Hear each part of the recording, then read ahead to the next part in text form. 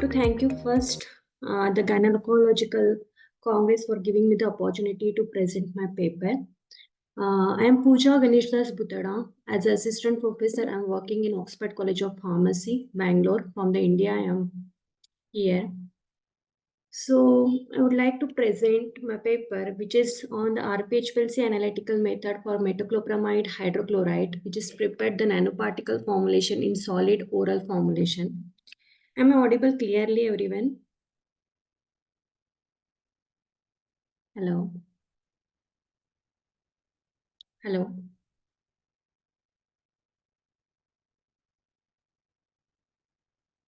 Hello. Yes, Dr. Pooja. Yeah, it is audible, right? Yes, it's audible. Yeah, okay, fine. So I have choose the RP-HPLC technique for the analytical performance, and this is the one of the most powerful technique which is used for the quantitative estimation of the drug, which is in the both the pure form and the nanoparticle formulation which I have prepared in the lab. So coming to the next slide, which is on the abstract, like how I have done in the paper. So like I said that HPLC method, which is I have used, and this method which gives the parameter based on the linearity, accuracy, precision, and the specificity and LOD and the LQ and the robustness. That is how this method is worked properly. So it gives us like the metoclopramide drug, which is pure or not, both in the tablet formulation, which is a we can say that the marketed formulation which I have taken, and the nanoparticle which I have prepared. So in that drug metoclopramide, which is pure or not, that RPH-PLC which is detected. So coming to that main drug, which is the metoclopramide hydrochloride. So it is used mainly as a nausea, vomiting, and diabetic gastroparesis, and some GERD, that is the gastrointestinal reflux diseases. In that we are using the metoclopramide hydrochloride.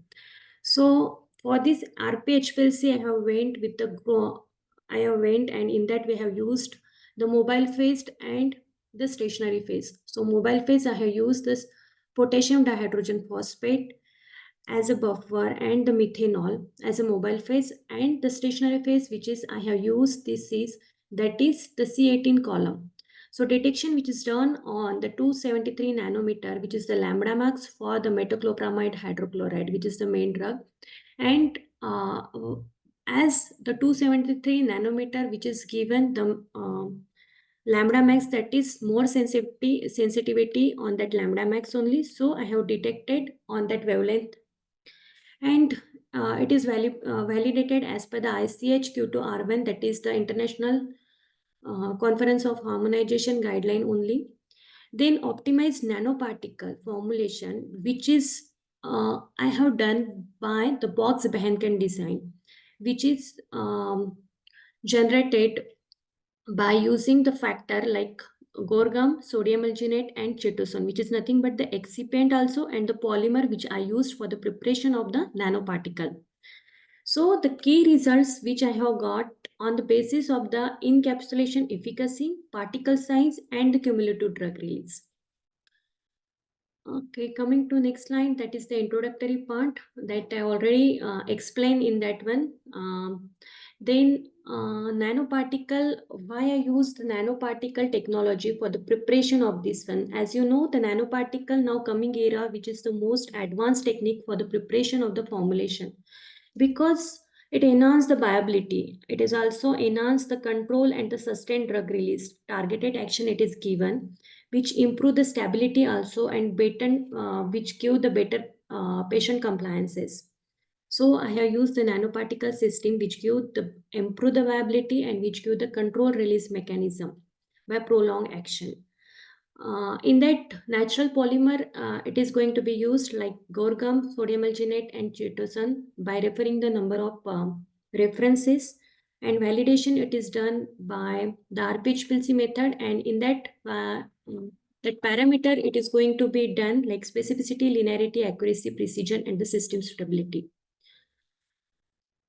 Now the material and the method. So material, that is main drug, that is metoclopramide HCl. Polymer, it is used, that is gorgon, sodium alginate and chitosan. And then analytical grade, that is potassium dihydrogen phosphate, and the HPLC grade, it is used as a methanol. And water, it is used from the molecule system, which is a purified water. So nanoparticle, it is prepared by polyelectrolyte complexation method only, by using the Box-Behnken experimental design. So why the Box-Behnken experimental design I have used? Because it reduced the number of experiment. It is the statistical technique for the detection of the like how much formulation we can do it. That is experimental design that we are doing. So before going to the lab scale, we are doing the number of experiment by the Box-Behnken design, which give the optimum experiment, and which give how much amount of the gorgum, sodium alginate and chitosan we need to use for the encapsulation efficacy, then particle size and cumulative drug release. So then polyelectrolyte complexation method I have used, and which is dissolved separately and added the drop wise, and then after that, stir at the 800 RPM. Sonegation, which is done at the 10 minute, and the centrifugation at 2000 RPM for the 30 minute. And after that, I got the microparticle, and then I have used for the further analysis. That is how the Box-Behnken design is, which is working on the three factor by using this one, gorgum, sodium alginate, and chitosan. By the Box-Behnken design, it is given the 15 batches. Then RP-HPLC method, which is done for the further analysis, and for that chromatographic condition, this is used, and in that the column I have used C18 column mobile phase, which is that is potassium dihydrogen phosphate and the methanol. Flow rate, that is 1 ml per minute. Detection time, it is at 273 nanometer, which is a lambda max. Then run time, it is at the 10 minute, and retention time which we got, that is 6.78 minute. What is the retention time?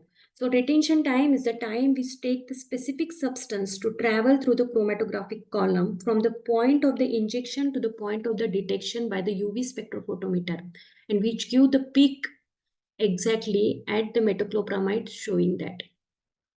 Next, coming to the formulation optimization result. So formulation optimization result that we got by targeting the maximum encapsulation efficacy, like how much drug it is encapsulated exactly. Then after that, the particle size is should be minimum. Control cumulative drug released, how much it should be there. So optimum concentration that I have detected, and with the high desirability value, which is only given by the Box-Behnken design only, and the desirable value which I got, that is 0.95, which is almost near to 1 only. So optimum formulation which I have prepared by using gorgum 2.99%, sodium alginate 2%, and chitosan 1.23%. Now coming to the result and discussion part. So in that, by Box-Behnken design only, that is experimental design, they have designed by using the responses, that is nothing but the variable, we can say that encapsulation efficacy, particle size, and the cumulative drug release. So encapsulation efficacy should be more, particle size should be low because it is a nanoparticle, and the cumulative drug release should be efficient only. Now the parameter which we are detecting by RP-HPLC method, which is first is comes the specificity. So specificity means the ability of the analytical method which measure the analyte, that is the drug. Like if the formulation is made in that drug, it is the main component. With that we have added some more excipient also. But after adding the excipient also, the specificity result is given only the peak of the drug, that is the metoclopramide. So for that, what I have done, the blank sample I have run by using mobile phase, then the standard and the sample one, which I have prepared. And I got the result. Exactly the retention time, it is 6.79 for the standard, and for sample is 6.78. So it shows that the peak purity is confirmed for the metoclopramide hydrochloride. So method is specific for this one, which I have used the RP-HPLC method. That is, it's showing that your drug is pure only. And your method, that is nanoparticle, which you are prepared, which is also the pure. Next is a precision. So precision, which is done on the basis of the number of the repeatedly we are doing the batches same. So it shows the consistent result in that. So repeatability, which is done on by the same analyst, same instrument, and the same day. That is, we can say that the intraday we are doing it. 6 run I have done it.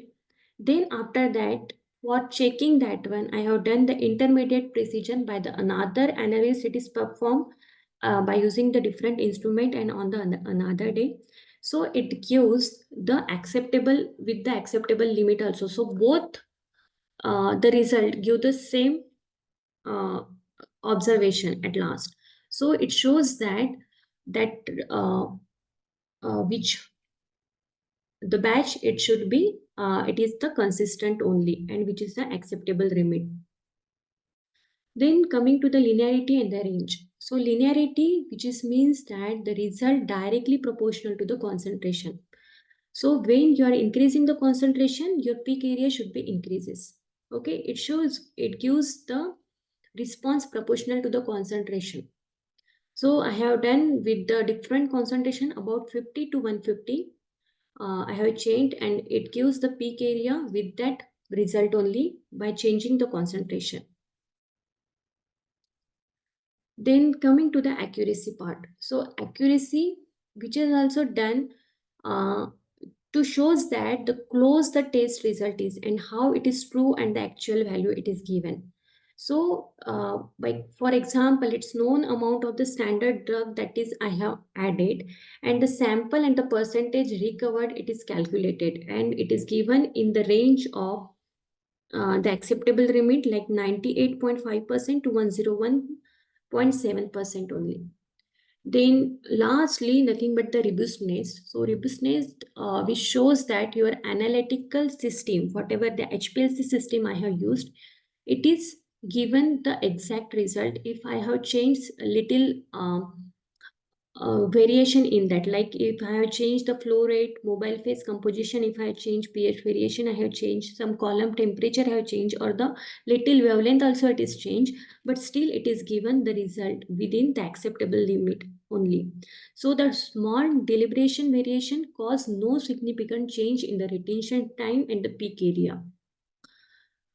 And what is this is given the LOD and the LOQ. So LOD and the LOQ, it is given the sensitivity test for the RP-HPLC. That is, LOT is nothing but the lowest amount of the analyst, that is the drug it is detected, and LOQ is the limit of quantification, that is the lowest concentration can be quantified accurately and precisely. So as per my result, LOD is 0.36 microgram per liter and LOQ is 1.56 microgram per liter, which give the highest sensitivity result of the hydrochloride.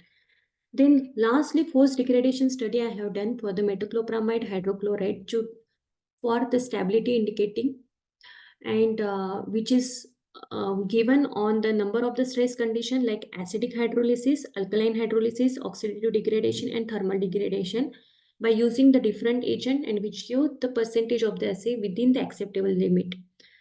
So it shows that the product is stable with the different stress condition also. Then that is the optimized nanoparticle formulation which is obtained.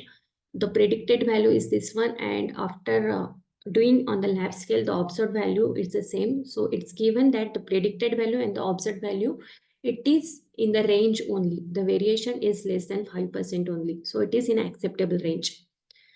Then lastly, the conclusion after completing this all that what the procedure of the nanoparticle and the RP-HPLC method, I have come to know that the RP-HPLC method, which proves the simple, accurate, and precise method, the method which give the specificity, linearity, and the sensitivity test and the stability testing, which is in an acceptable limit, and it is suitable for the routine quality control testing and the stability indicating analysis also. So method is successfully quantified the drug from the nanoparticle and which result in acceptable limit only. So for that experiment, I have went through the number of references, like for example, high performance liquid chromatography with the rapoprazole. And then there are the number of the references I have used. The fourth one is the development and the validation of the RP-HPLC method by rabeprazole. As you know, the rabeprazole is also used as a anti for the nausea vomiting or anti-emetic treatment also. So this is how I have done the experiment. So thank you everyone.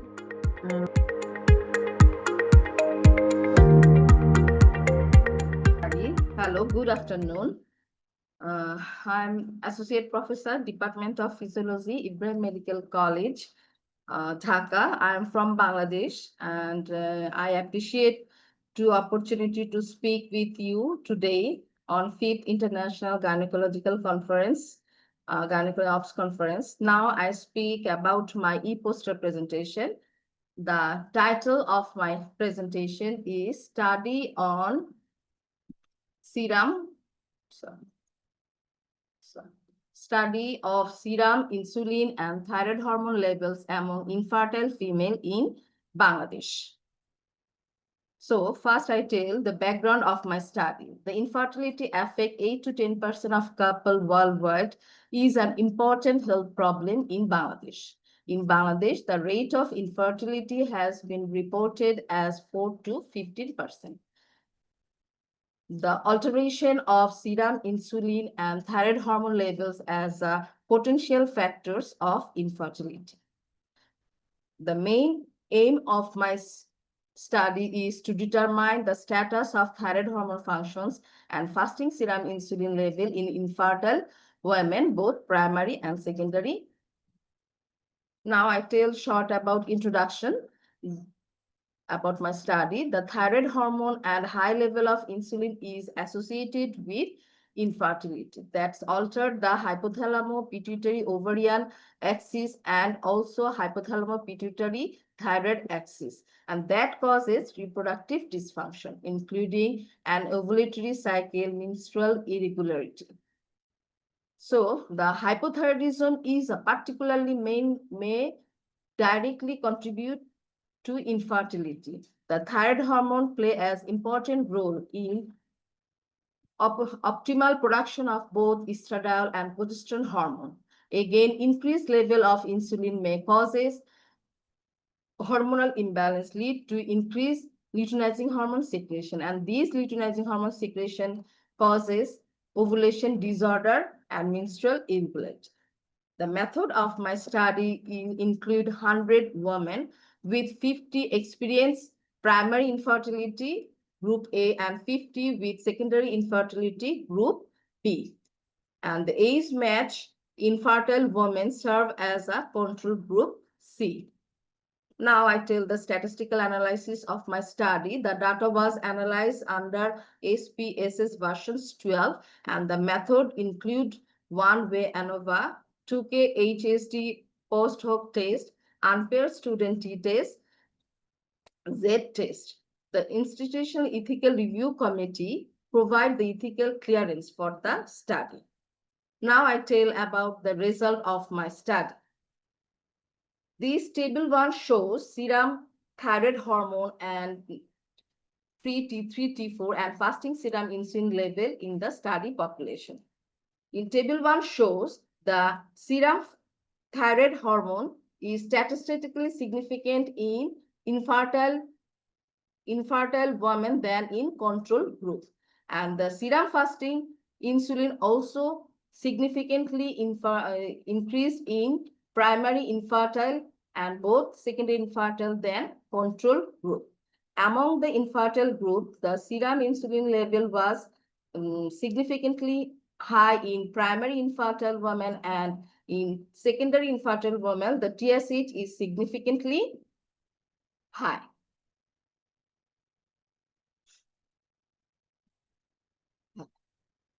Okay, sorry.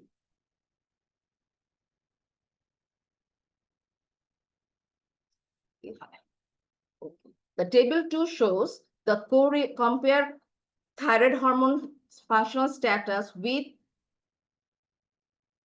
serum fasting insulin in primary and secondary infertile female.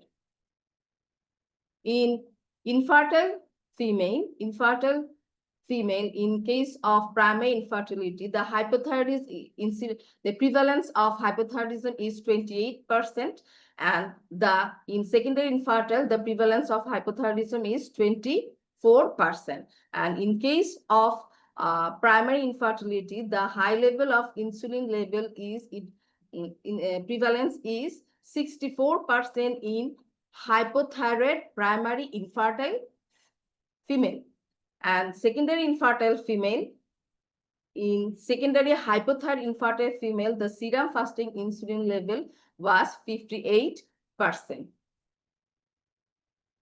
This figure shows there is a Pearson's correlation coefficient test for correlation for fasting serum insulin and thyroid hormone level in primary infertile and also secondary infertile female. There is a significantly positively correlated with serum thyroid hormone with fasting serum insulin level. So the conclusion of my study to find the fasting serum insulin and thyroid hormone level are significantly high in infertile women, often associated to hypothyroidism, menstrual irregularity, and ovulatory dysfunction. So it emphasizes the need to assess the thyroid hormone and insulin level in infertility evaluation. And this is my reference. Thank you so much for your cooperation. And if any... I'm Tiarma. I'm from Indonesia. And my passion is about improving community reproductive health and promoting preventive medicine.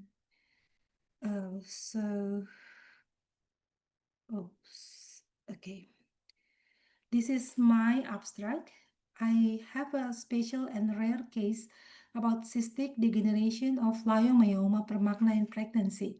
There is a case report, and I already write it and submit it in the scientific journals. So I would like to share in this group. As on the beginning, I would like to share my introduction, why I choose this case. So uterine leiomyoma or uterine fibroids are common benign smooth muscle tumor of uterus, and it affecting about 40 to 60% of women at reproductive age due to its hormonal dependent natures. In fact, half of them could be occurred in pregnancy. If it is occurred in pregnancy, there could be so many complications. So what is the complication? Sometimes it could be increase in size or torsion or degenerated. For example, red degeneration could be expulsion or necrosis. In the other fact that 10% of that myoma are very challenging to diagnose with ultrasound during the antenatal period. And degeneration in pregnancy is a very rare case. The incidence is only 3% of total myomas in pregnancy. We know there is so many degeneration types, could be hyaline, myxomatous, calcification, mucoid, cystic, red, and fatty chains. And the most common is hyaline degeneration. And how's about management uterine myoma in pregnancy? The management actually is depend on the viability of the fetus and usually defined in size, position, and effect of myoma into the pregnancy. Usually, sometimes we're thinking about that. Should we taken out the myoma or let the myoma, or should we do direct hysterectomy, or sometimes should we conserve the uterus? Everything is based on the operator judgment, because myomectomy and cesarean section, sometimes it's so dangerous and could be happen severe bleeding. So this is my case. I have a case come to my clinic, 37 years old primigravida with 15 years prior infertility, referred to our clinic with the chief complaint of huge abdominal mass with the pain and dyspnea at her pregnancy. Unfortunately, we don't have any documentations or history prior of antenatal care. So the woman is just come with a huge mass, over distended, have a pain and dyspnea. So yes.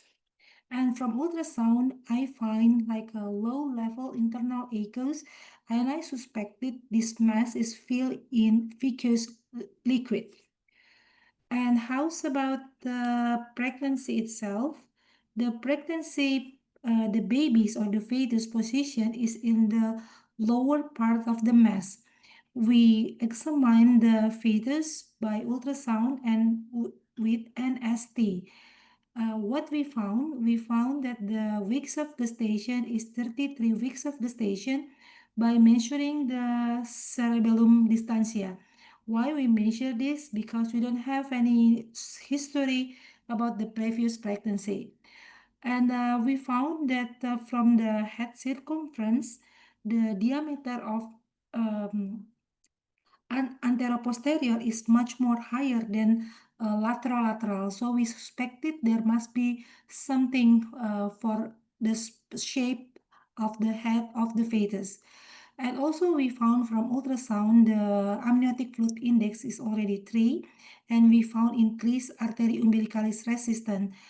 And from non-stress test, we found that there is a reduced fetal movement and decreased variability. So from this condition, we know this baby is suffered and it's like a intrauterine growth retardation. So I and my team decided to terminate this pregnancy, and then we make like a scenario, what will we do after we deliver the baby because of the huge mass of the myoma. And we discuss with the team, and then we directly decide we have to do the cesarean section and plan to do myomectomy to conserve the uterus, since this woman has history 15 years of infertility.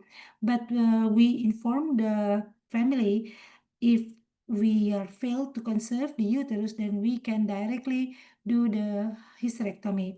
So at the operation time, we made a median incision on the umbilical wall until 3 finger above umbilicus. Then we incise at the lower right side when the fetus was found during ultrasound. The baby was born in 1,480 grams, correspond to 32 weeks of gestations, and then admitted to an ICU during further monitoring because of the prematurities. And the baby's head was kyphocephalic, like we find in the ultrasound. This kind of shape of the head of the baby is changed because of the pressure of the huge mass on the top of this fetus. And then after we deliver the baby and the placenta as well, and we close the lower quadrant of the uterus, then we investigate. We found the big mesh, and we try to take it out from abdominal cavity. We found that the mass is very huge. And first and I and team try to reduce the mass by sucking the fluid inside the myoma, and we evacuate 7 liters of pus-smelling serohemorrhagic fluid, and we use tobacco sack technique to avoid the spillage of the fluid into abdominal cavity. This is the pictures of the ultrasound, and this is the pictures of the huge cystic mass from the posterior view, and this is the picture when we emptying inside the degenerative cystic from the myoma. And what do we next? After we taken out all the, the fluid, we can see the clear border between healthy uterine tissue and the degenerated myoma on the top half of uterus. Then we decided we can do the conservative of the uterus to preserve the uterus, and then we make transfer edge incisions. But before we do this kind of incision, we try to control the bleeding by doing bilateral hypogastric artery irrigation, and we tied a tourniquet at the lower segment of uterus was done to prevent excessive bleeding. And after we can incise all the unhealthy tissue, then we make a suture to reposition the myomectomy edge and to close the wounds with 2 layers, establish hemostasis. Finally, vertical suture of bilateral uterine serous flap was done. This is the result of the operations, and this is the schematic pictures of the step of what we do. And how's about the outcome? The outcome is the baby was treated in the ICU for prematurities and discharged after the baby's weight was 1,800 grams, and the patient was hospitalized for 3 days, then discharged in a good condition. And histopathological results are in accordance with the cystic degenerating myoma. And we ask this patient to control again 6 months after that, and we do the ultrasound. This is the ultrasound from the right side. The, the uterine in the good involution, both ovary are normal size with process of folliculogenesis functioning normally. And how's about the baby itself? The baby's growth and development is good. So I would like to make a discussion since this leiomyoma degenerated permagna is a very rare case. We don't have a consensus before how to treat this condition, and as we know, most of this big myoma mostly is benign and asymptomatic. However, they might affect the process of the pregnancy. At the early trimester, it can cause miscarriage or profuse bleedings. In the late trimester, it can cause premature labor, premature rupture of membranes, placental abnormality, and fetal growth restriction. Mostly of the myoma degeneration is red degeneration, but cystic degeneration are rare condition. This is what I found in my private case. And so, why I and my team choose to deliver the baby by cesarean section? Because the uterine muscles may not be able to contract strongly and regularly because they are obstructed by the myoma. And the fetus itself is in transverse position in the lower right portion of the uterus. And cesarean section itself give a clear view of the baby's position and the position of myoma after cesarean section. And by reducing the size of myoma by evacuating 7 liters of post-smelling serohemorrhagic, we can see the clear border between the healthy and unhealthy muscles of uterus. So then the operator decided to perform uterine conservation and do the reconstruction with the consideration there was a clear border between healthy and unhealthy uterine tissue, and the patient still require fertilization function because this patient has a 15 years of infertility. And also, the most issue of doing myomectomy after cesarean section is massive bleeding. I and team decided to do like a preventions, and what we do, we ligate the both hypogastric artery and doing the tourniquet on the lower segment of the uterus. Our action is to reducing the flow from the uterine artery. The ligation itself does not become a blockage because it just makes significant decrease in blood supply to female pelvic organ, because soon after ligation previously existent collateral circulation will develop. And also why we use transfer edge incision method, because this patient is in primary infertility. This method may give patient around 20 to 40% chance of getting pregnant. And as conclusion is, the takeaway lesson from this case is, with good surgical planning and complete operating team, we can carry out more excessive surgery, with the main principle is controlling the bleeding. It is a very complex case that needs to be studied further, as there is no global consensus on how to manage this case. This is the reference. I think that's all for me. Thank you.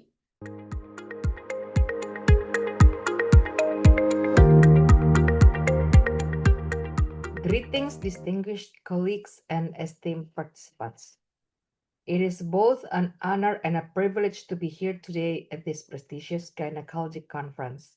My name is Isaria Sunarno, and I am a lecturer in the Department of Obstetrics and Gynecology at the Faculty of Medicine, Hasanuddin University, and OBGYN specialist in Wahidin Sudirohusodo Hospital at Makassar, South Sulawesi at the eastern part of Indonesia. Today, I have the opportunity to share with you a topic of great significance in the field of obstetrics, which is preeclampsia, diagnosis and management. These conditions remain among the leading causes of maternal and fetal morbidity worldwide. And despite advances in medical care, the management of preeclampsia and eclampsia continues to present significant challenges. In the next few minutes, we will explore the latest diagnostic criteria, the underlying pathophysiology, and the most effective management strategies for preeclampsia and eclampsia, with an emphasis on improving outcomes for both mother and child. I look forward to sharing my insights. Thank you very much for your attention, and I hope you find this session informative and thought-provoking. Preeclampsia and eclampsia are critical obstetric emergencies requiring quick diagnosis and treatment. Hypertensive disorders during pregnancy, including preeclampsia, are leading causes of maternal and neonatal death worldwide. Preeclampsia typically begins after 20 weeks of pregnancy with hypertension and proteinuria, and can progress from gestational hypertension to severe conditions like eclampsia and HELLP syndrome. This condition causes 2 to 8% of pregnancy-related complications, leading to over 50,000 maternal deaths and 500,000 fetal deaths globally. Early detection and proper management are essential to avoid complications. In Indonesia, maternal mortality remains high, reflecting inadequate healthcare infrastructure and the need for improvements. Preeclampsia-eclampsia is the second leading cause of maternal death after hemorrhage. Its prevalence in developing countries is higher compared to developed nations due to disparities in healthcare access, quality, and early detection. According to Indonesia's 2024 health profile, the maternal mortality rate was 189 per 100,000 live births in 2020, highlighting the urgency of enhancing maternal healthcare services. Clinical signs of severe preeclampsia include severe headaches, visual disturbances, epigastric pain, clonus, papilledema, liver tenderness, low platelet count, and abnormal liver enzymes, including HELLP syndrome.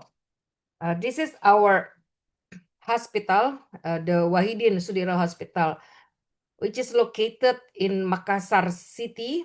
It's the capital city of South Sulawesi, which is located at the eastern part of Indonesia.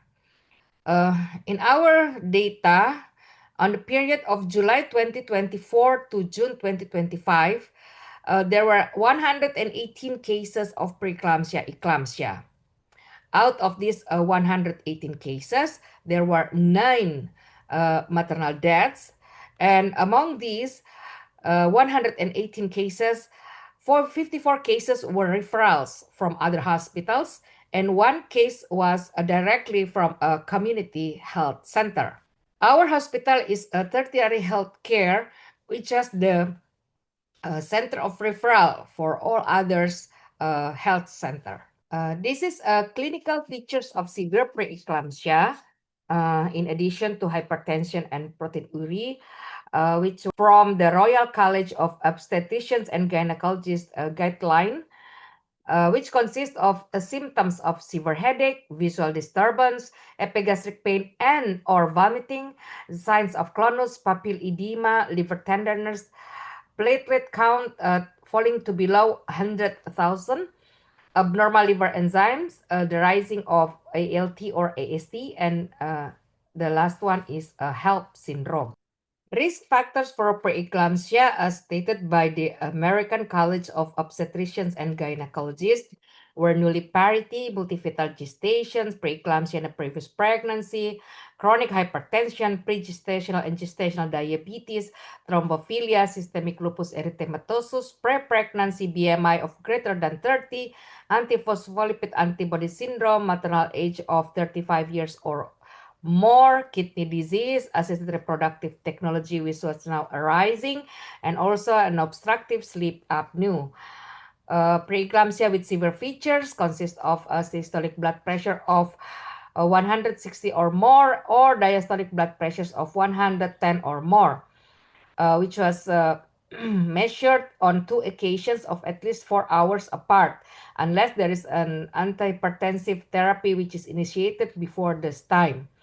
There's also a thrombocytopenia, platelet count less than 100,000, impaired liver function that is accounted for by alternative diagnosis, and then renal insufficiency, which was presented by creatinine serum concentration more than 1.1, pulmonary edema, new onset headache unresponsive to any medication, and also a visual disturbance.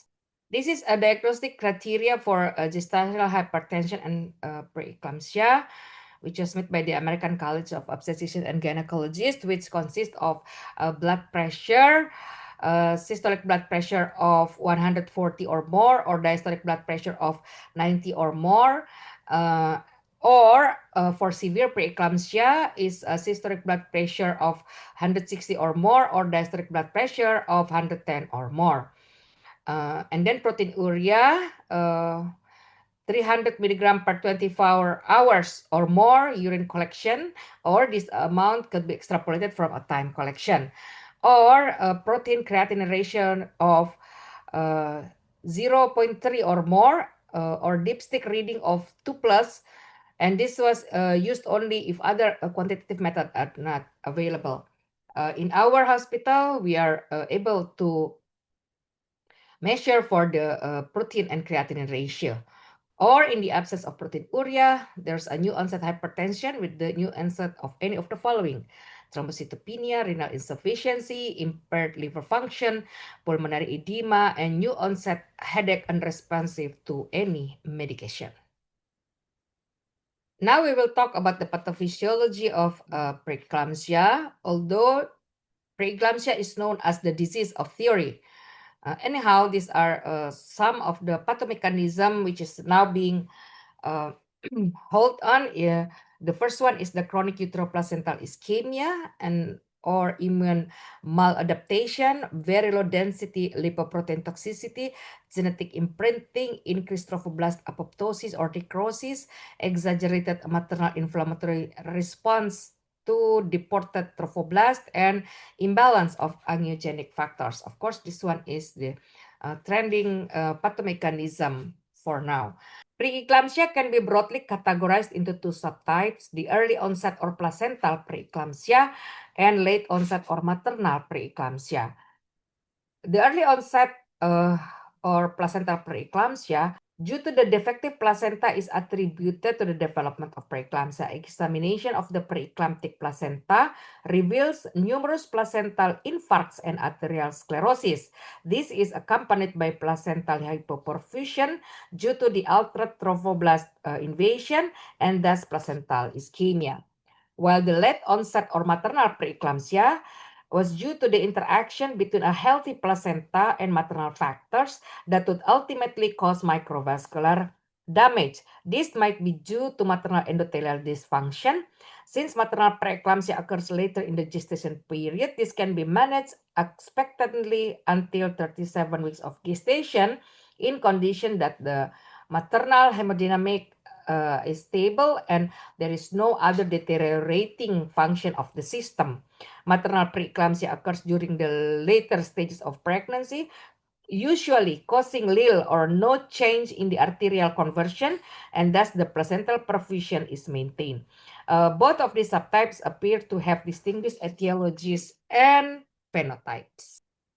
This study is very interesting as it attempts to establish a combined predictive model based on high-risk pregnancy history, mean arterial pressure, preeclampsia monitoring system, uterine artery pulsation index, placental growth factor, thyroid stimulating hormone, and vitamin D as a 25-hydroxy vitamin D or 25-OH, with the aim of providing a practical tool for clinical prediction of preeclampsia. Another interesting study is about maternal plasma cell-free RNA as a predictor of early and late onset preeclampsia throughout pregnancy.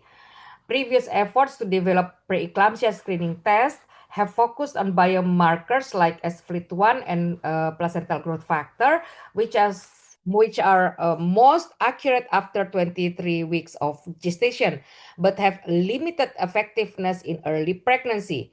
These tests are often combined with maternal factors and ultrasound, but have low sensitivity. New predictive models using cell-free RNA from blood samples offer promising improvements. With a study on 9,586 pregnant women showing better early detection of both early and late onset preeclampsia. Analyzing cell-free RNA provides a reliable standardized diagnostic approach, enhancing accuracy, efficiency, and personalized patient care. We can see here that out of 9,586 pregnant women recruited for this study, there were excluded about 595 for selection failure and loss of clinical follow-up. So it remains 8,991 pregnant women. After they were excluded for pregnancy complications other than early onset preeclampsia and late onset preeclampsia, it remains 7,142 pregnant women which is eligible for the study. And they were divided into two groups. The first group is patients with preeclampsia, which consists of 237 subjects and was divided into early onset preeclampsia 42 subjects and late onset preeclampsia as 195 subjects. Then this group was a random selection based on matched epidemiological characters and was stratified to cases with early onset preeclampsia, which is 42 subjects, and cases with late onset of preeclampsia, which is 43 cases. And the other 6,905 uncomplicated pregnancy was also matched by maternal age, gestational age at sample collection, BMI, ethnicity, and nulliparity, and it remains 131 subjects for the control group. As we can see here, the result of the study, there were predictive models based on cell-free RNA signatures identify early onset preeclampsia up to 18 weeks before clinical onset in the first trimester and 8.5 weeks in the second trimester.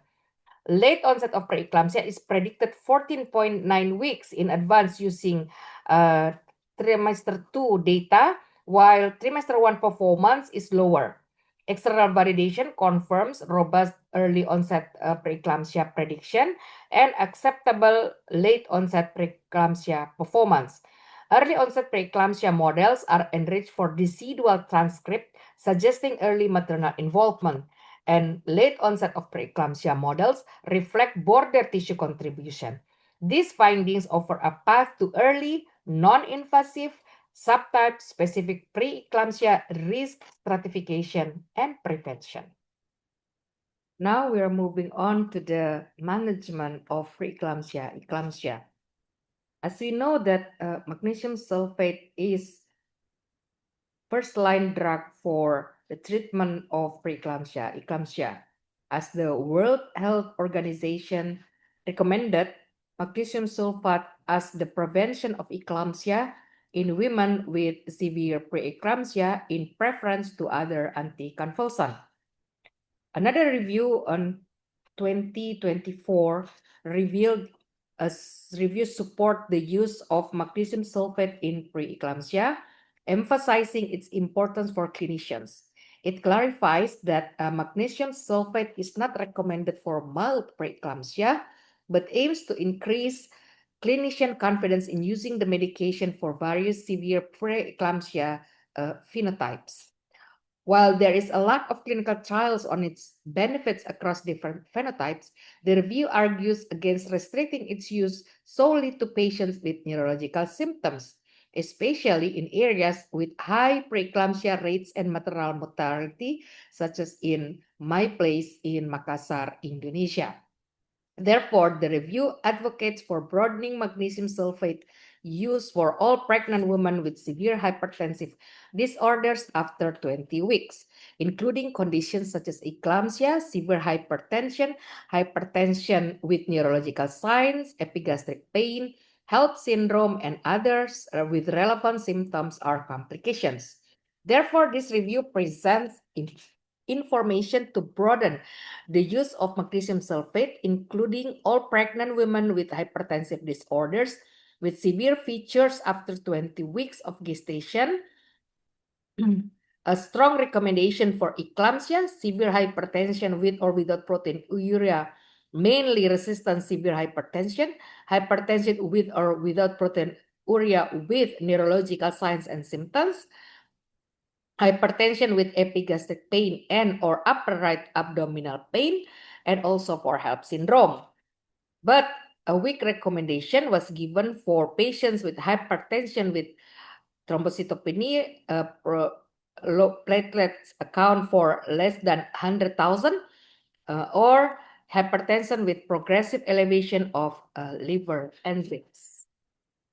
This is the management of preeclampsia, especially for the time of pregnancy termination. As we can see here, there are grouped into two, the patients with gestational age of less than 34 weeks. We can see here that if the patient came without severe features, then expectant management can be implemented until 37 weeks of gestation. But if there is an hypertensive crisis and or isolated low platelets or isolated elevated liver enzymes or elevated creatinine levels, isolated headache, not imminent eclampsia or isolated epigastric pain but not HELLP, then this patient should be given magnesium sulfate and antihypertensive. And then we observe if there is a complete clinical and laboratory parameters amelioration, then this is the indication for expectant management until 37 weeks of gestational age. But if there is a clinical and or laboratory deterioration or blood pressure of difficult control, mainly with 3 different drugs, then this is the indication for pregnancy termination, as well as if there is an eclampsia or imminent eclampsia, HELLP syndrome, pulmonary edema, then the patient should be given magnesium sulfate and additional therapies, and then do the pregnancy termination. For patients with gestational age of 34 to 36 weeks and 6 days without severe feature, it will be a place for the expectant management until 37 weeks. If there is a hypertensive crisis without laboratory alteration, then the patient should be given magnesium sulfate and hypertensive treatment.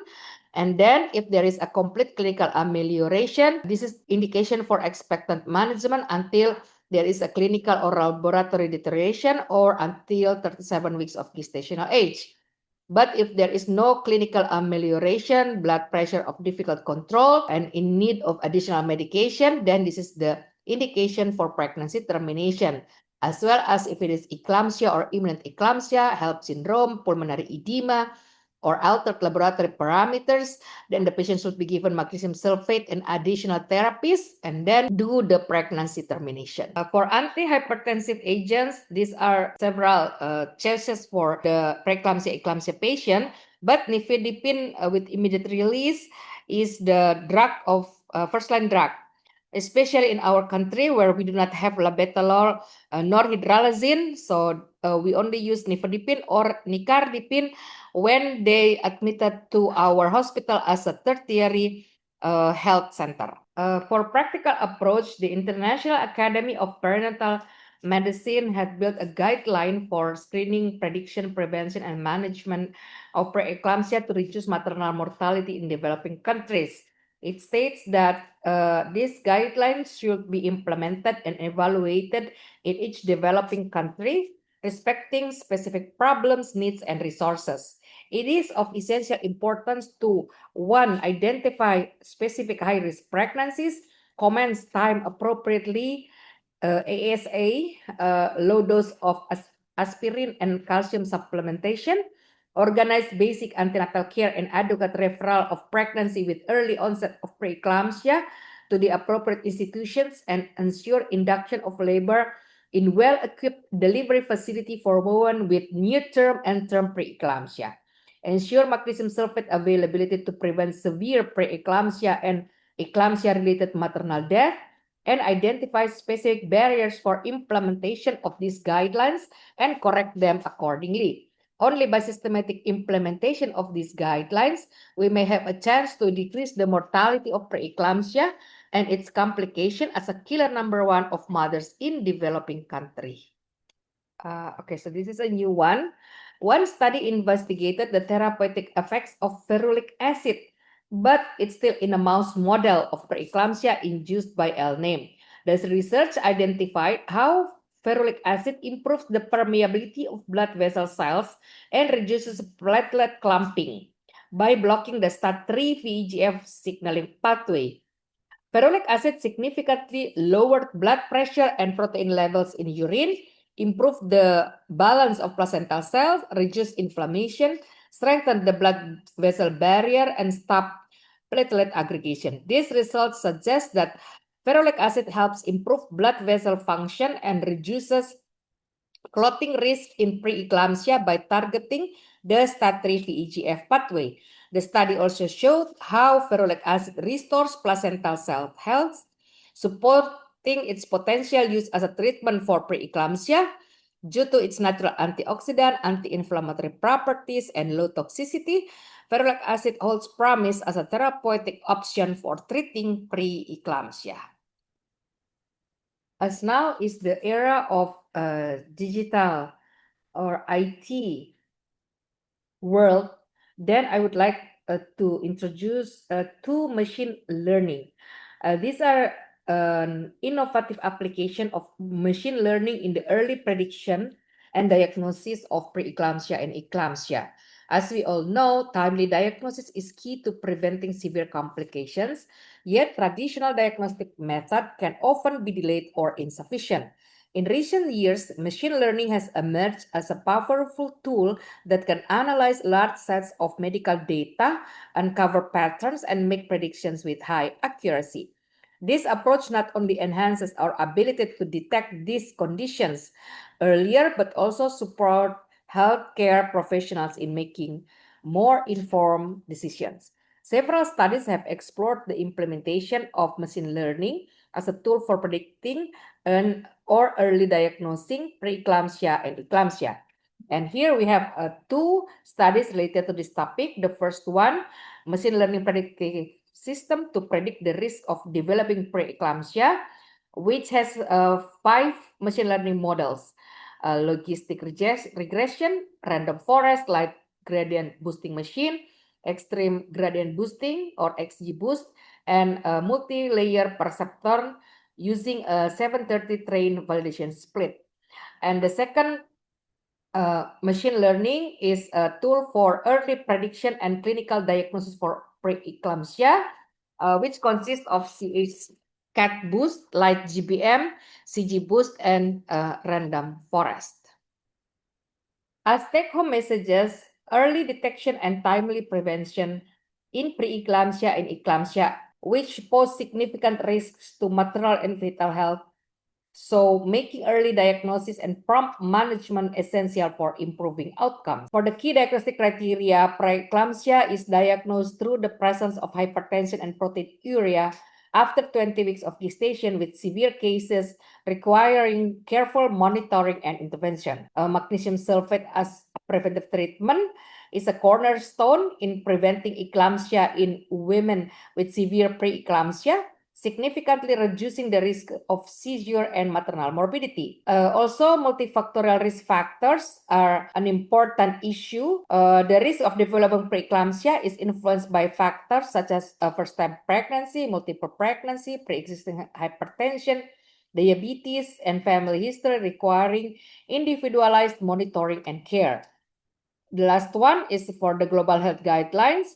Adherence to guidelines, including the use of magnesium sulfate, low-dose aspirin, and calcium supplementation is critical in preventing preeclampsia and eclampsia, especially in low-resource settings where these conditions contribute to high maternal mortality rates. In conclusion, preeclampsia and eclampsia remain critical challenges in obstetrics, and timely diagnosis, along with effective management, are key to improving maternal and fetal outcomes. As we continue to advance our understanding of these conditions, it is essential that we implement the most current evidence-based practices to ensure the best care for our patients. Thank you for your time and attention. Together, we can contribute to advancing maternal health and improving outcomes worldwide.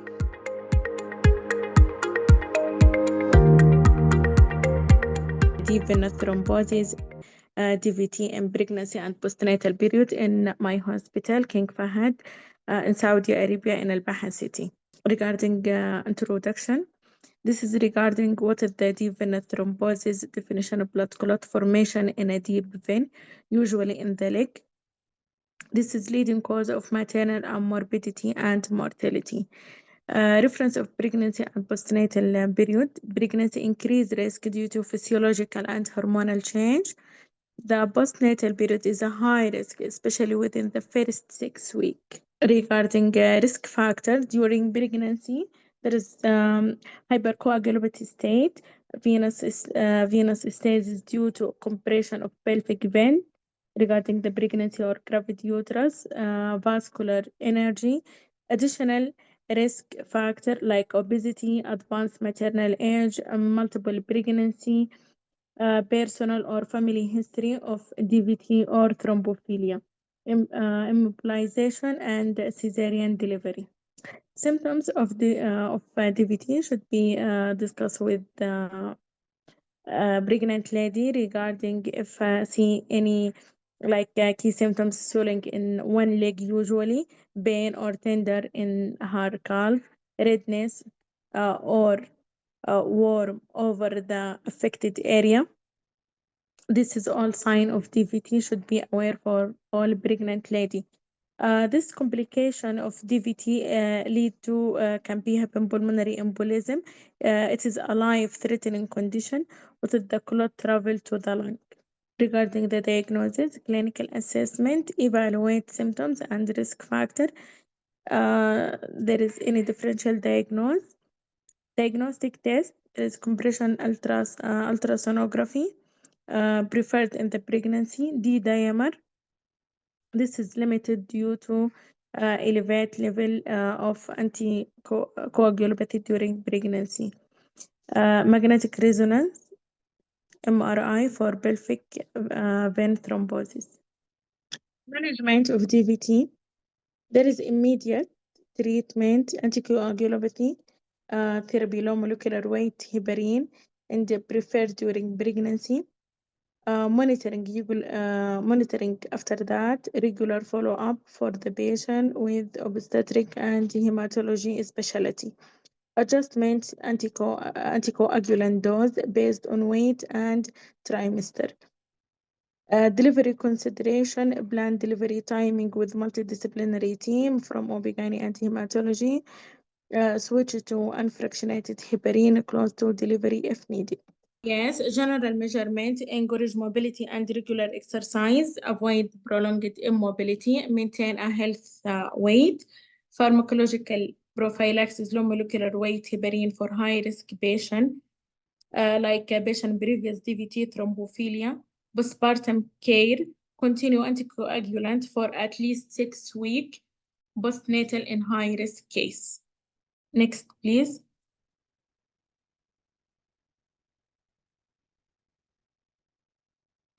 Patient education, key point to regarding education, recognize early signs and symptoms of DVT, important to adhere to prophylactic measurement, when to seek immediately medical attention. Support supportive resources, provide informational and support group contacts. Next.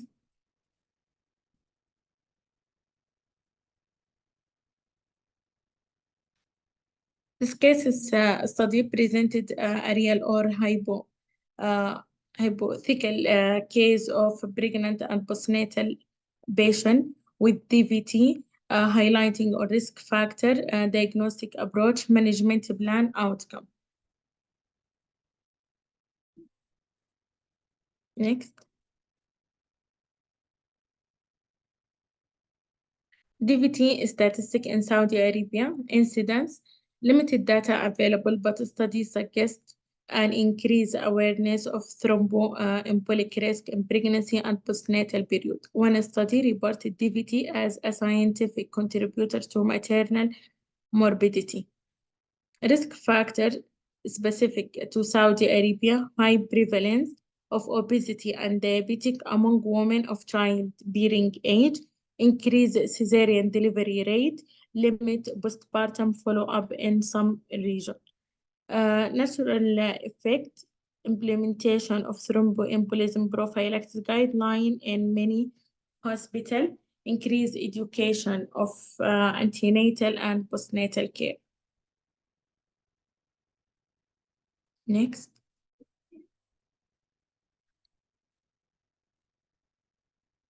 Pregnancy and postnatal period are a high-risk time for DVT. Early recognition and management are critical to prevent complication. Prophylactic measurements are high.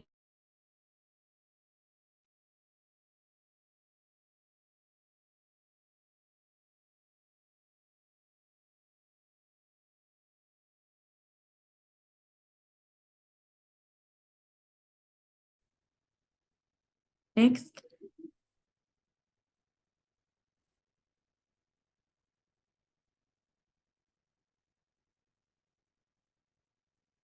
Next, please. Prevention of DVT is the most, not just about managing of condition, it is about saving life and ensuring the well-being of mother and her family. Together we can make a significant difference and improving women with education about DVT sign, risk, and prevention measuring to ensure that can be acted promptly if needed. By working together in a multidisciplinary approach, we can improve outcome and protect both mother and baby. Let's continue to complete this village and proactive care. Thank you.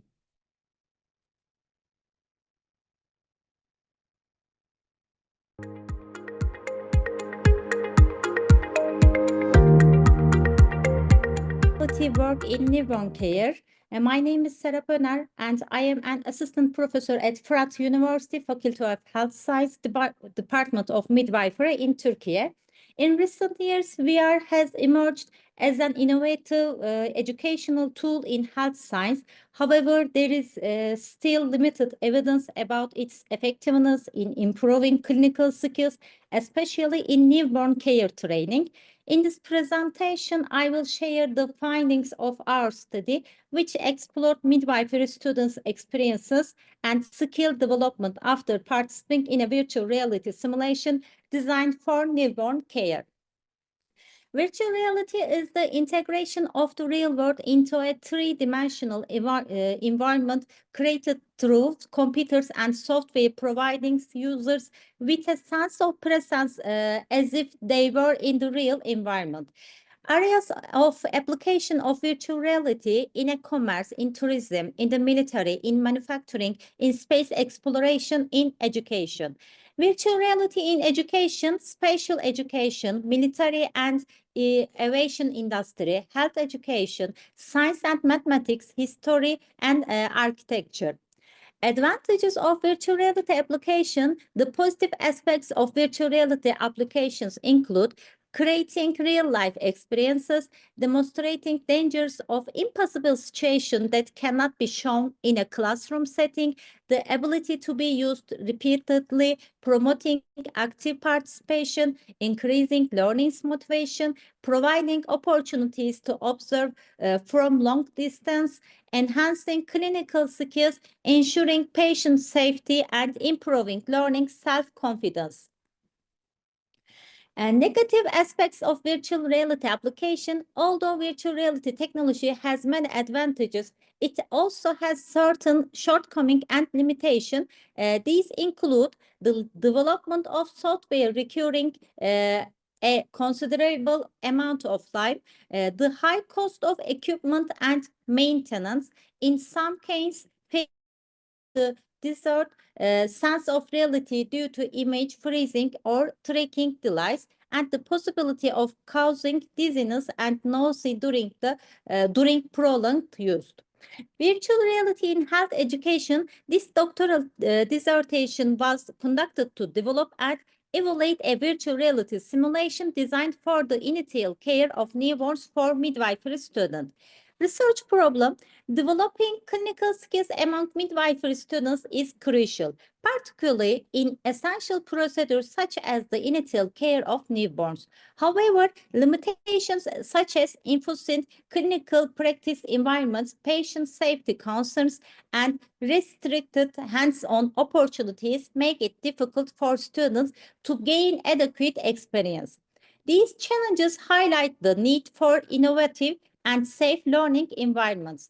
Although virtual reality technology has the potential to meet this need, evidence regarding its effectiveness in newborn care training remains limited. Therefore, this study aimed to investigate the impact of a virtual reality simulation developed for newborn initial care on midwifery students' learning experiences and clinical skill development.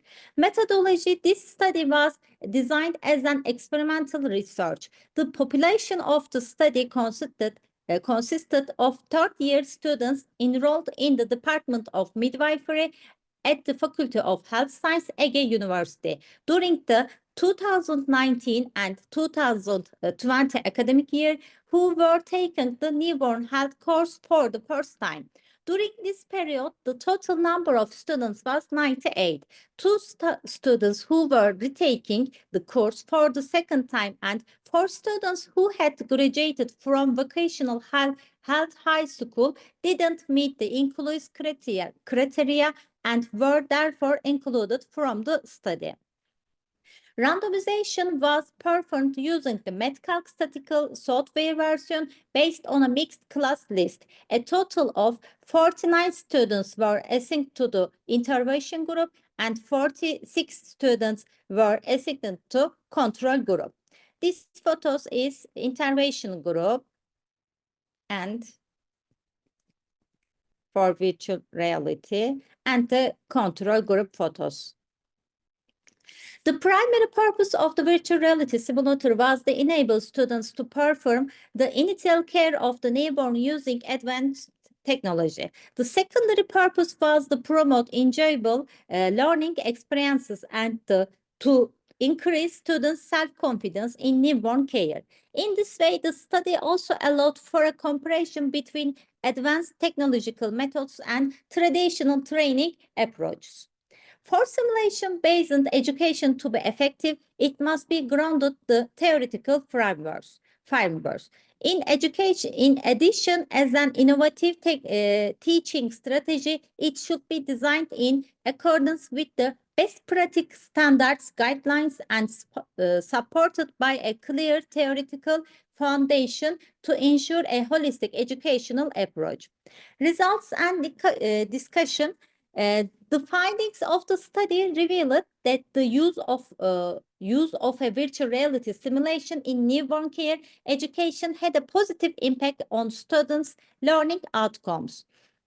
Students in the experimental group who practiced through the virtual reality simulation achieved significantly higher scores in clinical skill performance compared to the control group who received traditional training. In addition, they reported greater self-confidence, motivation, and satisfaction with the learning process. Qualitative feedback also indicated that the simulation provided an engaged, realistic, and safe environment where students could repeat procedures without fear of making mistakes. These findings support previous studies emphasizing that technology-based learning, particularly virtual reality, enhance psychomotor skills and learning retention in health education. Overall, the study demonstrated that virtual reality can serve as an effective and innovative tool for developing clinical competence in midwifery education, bridging the gap between theoretical knowledge and real-life practice.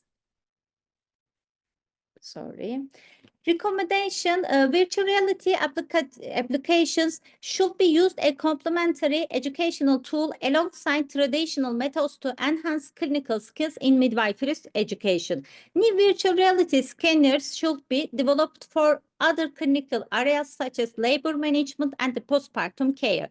Further studies are recommended to evaluate the long-term effects of virtual reality on learning, retention, skills sustainably, and skill performance. Instructors should be supported through in-service training to facilitate students' adaptation to technology-based learning environments. Universities should strengthen their simulation laboratories and integrate virtual reality applications in the curriculum. Similar studies should be replicated in different universities and with larger sample size to increase generalizability. Thank you very much for your attention. I will be happy to answer any question or discuss further. Dear participants, today marks the anniversary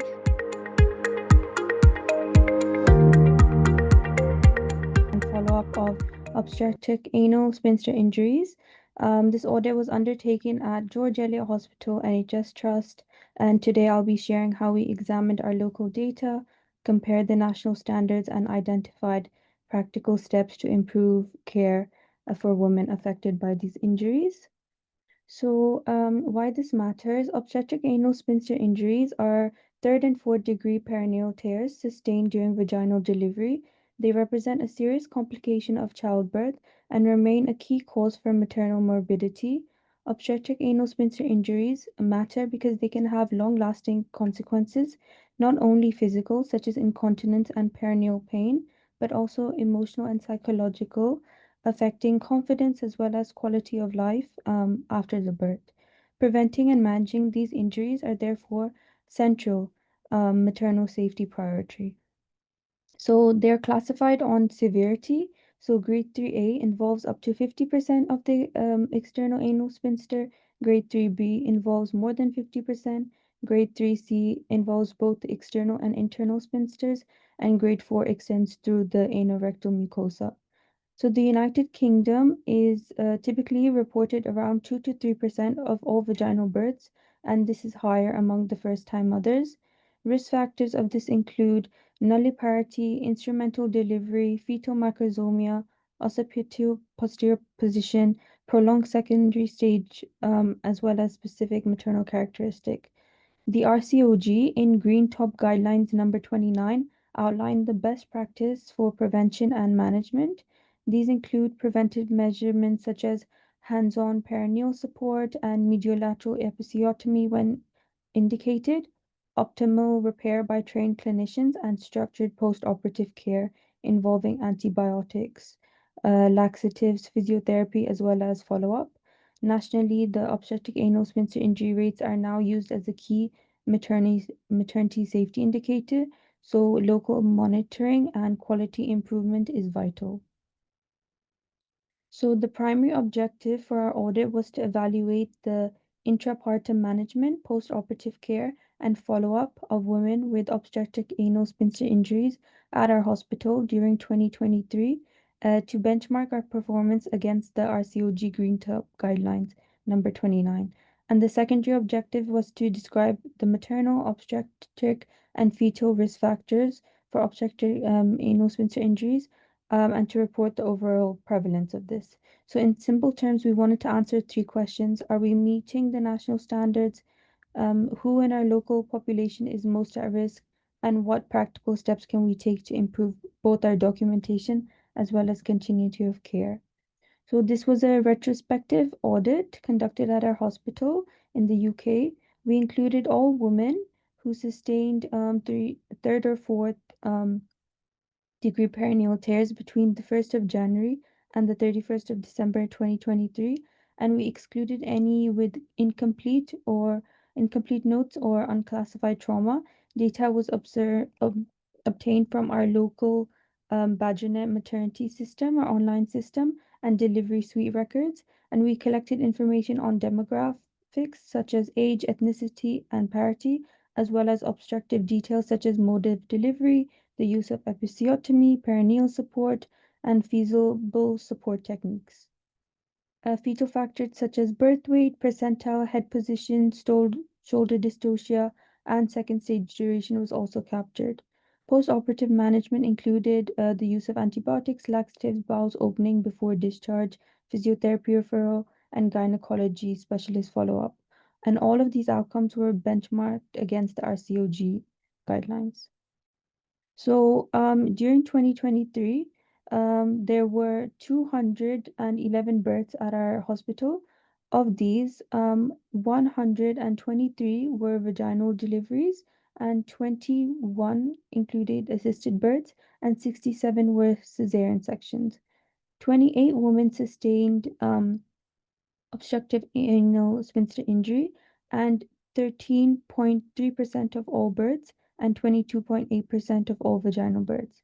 While this is higher than the national average of 2 to 6%, it mostly likely reflects our small denominator and comprehensive case capture rather than a true rise.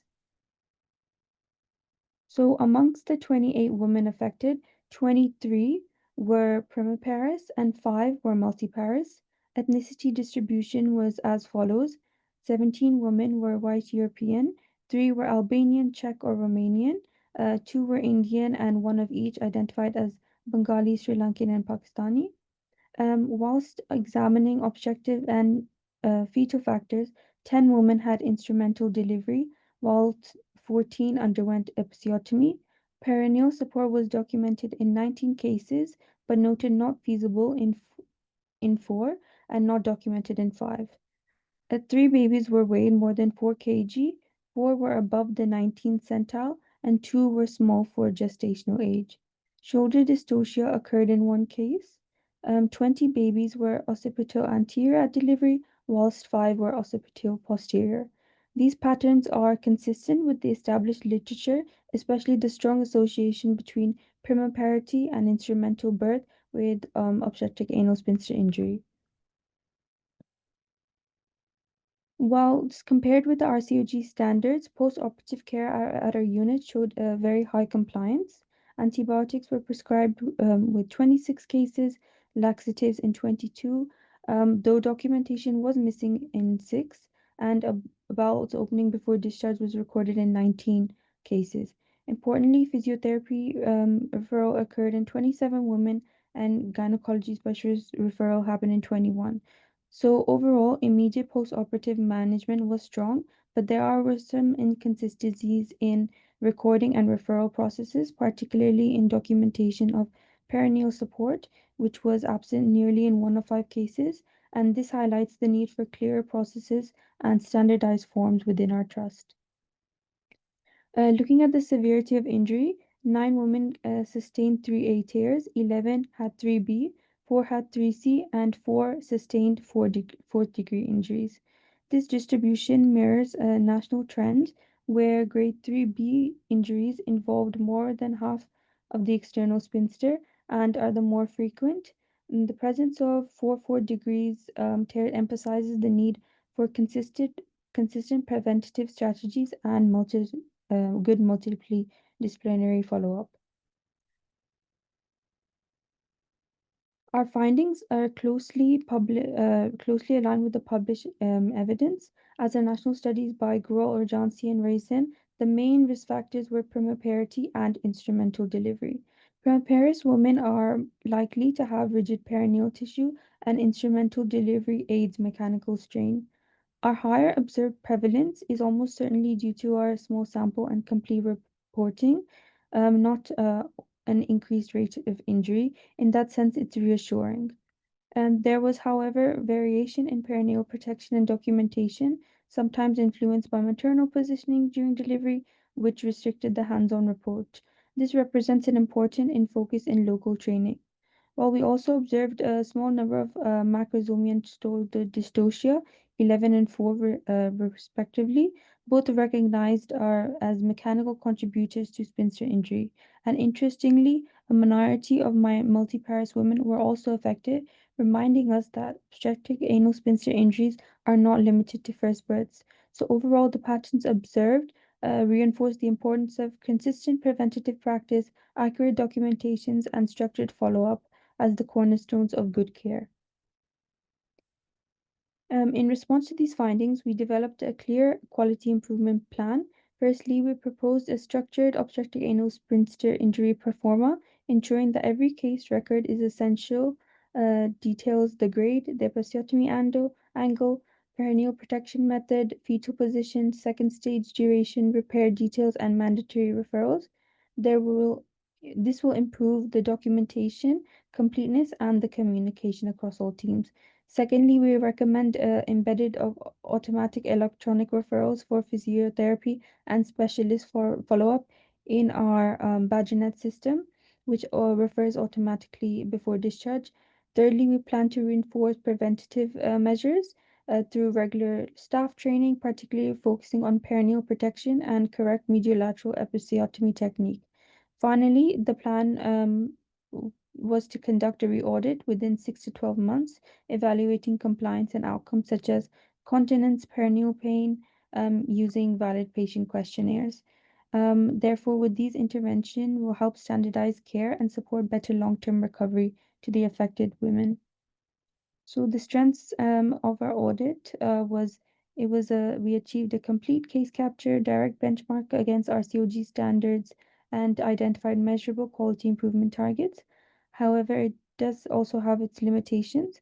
It was a single center retrospective study with a small sample size, and there are some inconsistencies within documentation, such as the episiotomy angle and specific perineal protection techniques. Additionally, long-term outcomes were not systematically recorded. Despite these limitations, the audit proves to be a strong baseline for our outline. Ongoing quality improvement has already prompted practical systemic changes. The summary of our findings to conclude, primoparity and instrumental delivery were the most frequent risk factors of obstructive anal sphincter injury at our unit. Post-operative care largely met national standards, especially antibiotic and physiotherapy referral rates. However, documentation and follow-up consistency need strengthening. By implementing a structured performa, automatic referral pathway, and reinforcing preventative training, we aim to enhance continuity of care and reduce variability. Re-audit will also help ensure these improvements are embedded. Ultimately, through structured documentation, preventative practice, and early MDT follow-up, we can ensure every woman receives high-quality holistic care that she deserves. And these are my references. Thank you very much. Thank you, Dr. Nisha Pewol. Recognition and management of sepsis in labor. As you all know that it's important to prevent complication in mother and baby, ensure adherence to RCOG Green Top guidelines. And this audit was done in Somerset Foundation Trust, as currently I'm working as a specialty doctor in Somerset County. So the two hospitals were included. One was MPH, that is Musgrove Park Hospital, and the other one was YDH Yeovil District Hospital. That was a retrospective review of the woman between April to June 2024. And the objectives of the audit were to compliance with the sepsis 6 pathway, and to evaluate the timelines of investigation and treatment, to identify the areas of improvement in local practice across both sites, and to support the staff education and standardization. Next slide. Methodology was, we collect the data from our BadgerNet data using the BestCop audit tool. And then the sample size was 58 women were included in this audit. And the standards were regular according to the sepsis 6 pathway. Those were regular observations. Antibiotic within 1 hour should be given as the recognition after the recognition of the sepsis. The blood culture should be taken before starting the antibiotics. Serum lactate level should be measured within the 6 hours, and the fluid resuscitation when indicated. Those were our standards. Next slide. So the threshold for all standards was 100% with green, amber was 80 to 99, and red was if those are less than 79%. Next slide.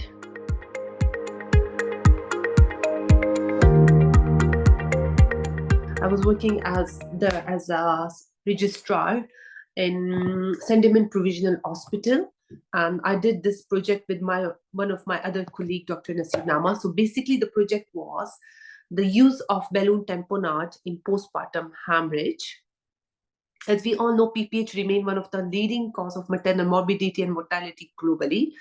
And according to the RCUG Green Top Guideline 52, uterine balloon tamponade is an essential second-line intervention for atonic PPH unresponsive to uterotonics. Prompt and appropriate use of balloon tamponade can effectively control the bleeding, reduce the need for surgical interventions, and preserve the fertility. By any chance, is it possible so that we can see the full picture of this e-poster? Yeah, that's fine. So the aim were to assess and improve the adherence to RCUG Green Top Guidelines, use of balloon tamponade for the postpartum hemorrhage management, implement strategies for improvement at Sentiment Provisional Hospitals. Standards were taken from RCUG Green Top Guidelines. Balloon tamponade should be used for atonic PPH unresponsive to uterotonics within 15 to 20 minutes. Type of balloon devices like battery, condoms, catheter, or equivalent, and volume use should be documented. Antibiotic prophylaxis should be administered at the time of insertion, and the total blood loss and duration of tamponade should be recorded. Escalation to surgical interventional procedure if bleeding persists after balloon tamponade. Can we come a little bit down? And then methodology was a little bit more. Okay. Team debrief. I'm sorry. Okay, so this methodology was prospective observational. It was observational audit. Study period was one. Basically, there were 2 cycles of this audit. So it was the complete quality improvement project was for 1 year, which was started in January to December 2023. And the setting was labor ward, operating theatre, Sentiment Provision Hospital, data sources of maternal case notes, delivery suite logs, theatre registers, and PPH performance. Key parameters were incidence of PPH and number of the cases managed with balloon tamponade, timing of the insertion of balloon after failed uterotonic, documentation of device type, filling volume, and antibiotic use, and the outcome, bleeding control, surgical escalation, and compliance. And then the interventions and quality improvement actions were taken, staff education on indication, insertion technique, post-procedure monitoring, implementation of standardization protocol based on RCUG Green Top Guidelines 52, availability of balloon tamponade kits in delivery and theatre area, display of stepwise PPH management algorithm in the clinical areas, and continuous feedback, data monitoring, and re-audit to evaluate the progress.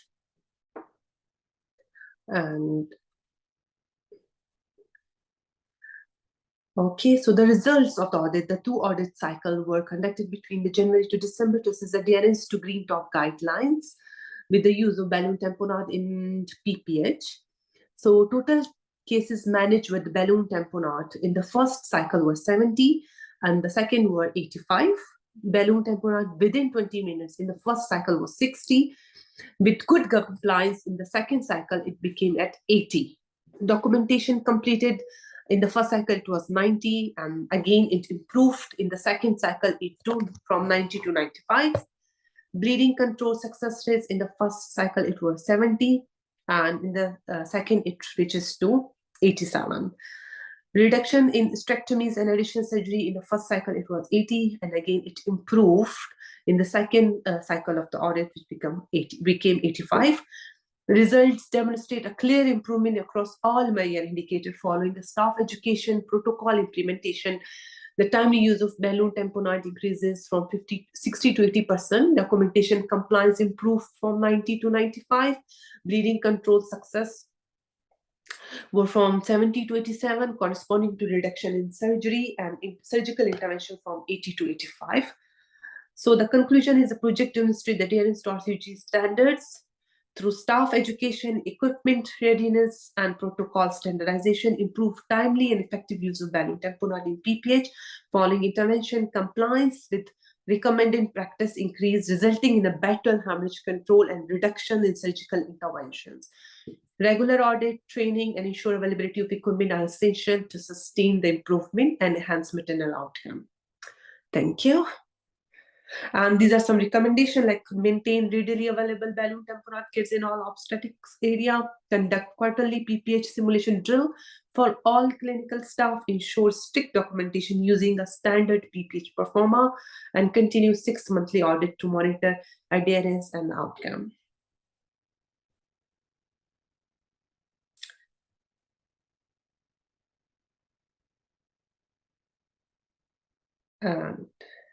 And incorporate balloon tamponade training in departmental induction sessions. Thank you so much. That's all about the QRP project. Thank you.